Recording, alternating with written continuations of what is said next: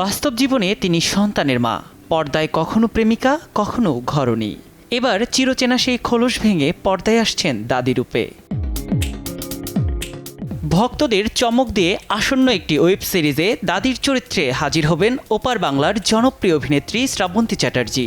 নাম জানা না গেলেও অয়ন চক্রবর্তীর পরিচালনায় চলতি মাসেই শুরু হতে যাচ্ছে সিরিজটির দৃশ্যধারণ।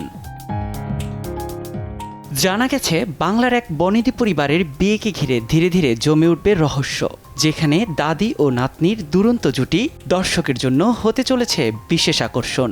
তবে নাতনির চরিত্রে কে থাকছেন সে বিষয়ে এখনও আনুষ্ঠানিক কোনো ঘোষণা আসেনি।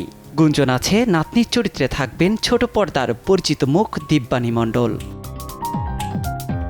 ইতোমধ্যে সামাজিক মাধ্যমে শ্রাবন্তী ও দিব্যানীর মুখের মিল নিয়েও শুরু হয়েছে আলোচনা।